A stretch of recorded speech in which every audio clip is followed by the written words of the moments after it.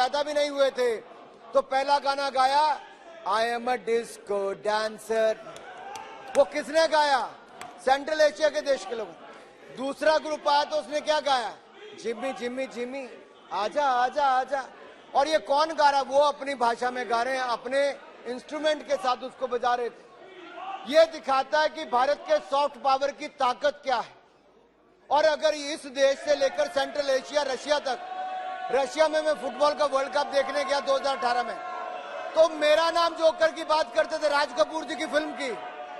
तो soft power की ये ताकत है कि हम देश और दुनिया में अपना कल्चर, अपना सिनेमा, अपने कला की छाप छोड़ सकते हैं, और वो छाप छोड़ने का काम हमारे कलाकार करेंगे। पायरेसी रोकने का काम हम इस बिल के माध्यम से करेंगे। अब ये इंडस्ट्री जो है, ये इंडस्ट्री का बहुत बहुत धन्यवाद। नहीं सर, बिल के तो कुछ भी इंपॉर्टेंट इश्यूज रह गए। $100 बिलियन की इंडस्ट्री सर एंटरटेनमेंट की अगले 3 साल में हो जाएगी। 7.5 लाख करोड़, 8 लाख करोड़ की इंडस्ट्री जो लाखों लोगों को रोजगार दे सकती है।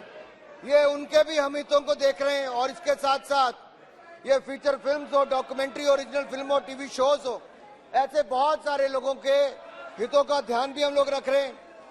आज अगर देखा जाए तो इन सबके साथ साथ माननीय सभापति जी, जो सवाल यहाँ पर कुछ पूछे गए हैं, जो समर्थन के समय ये जो कहा गया कि क्या जो बाकी एक्ट हैं, कॉपीराइट एक्ट हो या आईटी एक्ट 66 हो, उसका क्या करेंगे, तो मैं उस पर भी थोड़ा क्लैरिफिकेशन यहाँ पे करना चाहता हूँ, क्योंकि इंडस्ट्री के लिए, मीडिया के लिए जानना बहुत आवश्यक है।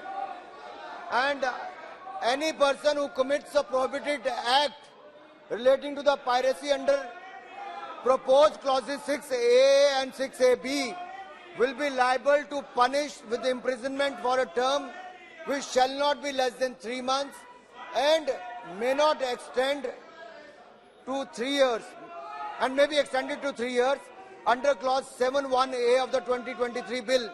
तो 3 साल से कम नहीं और 3 साल तक उसको सजा हो सकती है, 3 लाख रुपए तक का फाइन हो सकता है और 5% उसको ऑडिटेड कॉस्ट प्रोडक्शन तक का भी फाइन हो सकता है। तो एक तरह से उसका ध्यान इसमें रखा गया है। It further clarifies that certain acts as provided under section 52 of the copyright act 1957 will clarifies that with certain acts as provision under section 52 of the Copyright Act 1957 will not be punishable under this provision section 52। लेकिन in addition to the penalty prescribed under the Cinematograph Act, a person can be prosecuted for piracy of films under the Copyright Act 1957 and the Information Technology Act 2000. The penalty of the offence under section 51 of the Copyright Act 1957 is set out under the section 67, which where a person infringing the copyright of the copyright holder of a film shall be punishable with imprisonment of a term which shall not be less than 6 months, but which may be extended to 3 years, and fine which shall not be less than 50,000 rupees may be extended up to 2 lakh rupees। इसी तरह से section 66 का information technology act में भी उसको 5 लाख रुपए तक की सजा हो सकती है। बहुत बहुत धन्यवाद मंत्री जी। दूसरी तरह से दिया जा सकता है। बहुत बहुत धन्यवाद। और इसके साथ साथ हमने कंपनसेशन की बात भी कही है। साथ ही साथ माननीय उनके जो केवल 10 साल में उसको लाइसेंस खत्म हो जाता था, अब फिल्म वालों का लाइसेंस 10 साल में खत्म नहीं होगा, सारी उम्र के लिए उनको लाइसेंस भारत सरकार ने दे दिया है। कोई दफ्तर के चक्कर नहीं काटने पड़ेंगे, कोई दफ्तर के चक्कर नहीं काटने हैं, आपको आपके अधिकार दे दिए हैं। यही नहीं, जो एज क्राइटेरिया वो मैंने पहले स्पष्ट कर दिया है। और एज क्राइटेरिया के साथ साथ अगर मैं एक बात यहाँ पे और करना चाहता हूँ, ये जो चेंज ऑफ कैटेगरी है, अगर आपकी फिल्म ए कैटेगरी में, एच कैटेगरी में है और आप उसको टीवी पे दिखाना चाहते हो, तो जो क्लॉज सीबीएफसी आपको चेंज करने के लिए कहेगा, वो केबल टेलीविजन नेटवर्क के प्रोग्राम कोड के अनुसार अगर आप कर दोगे तो टेलीविजन पर भी आपको फिल्म दिखाने का पूरा अधिकार मिल जाएगा, आपको कोई नहीं रोकेगा। एक बहुत इंपॉर्टेंट जजमेंट है sir, KM. Shankarappa versus union of India.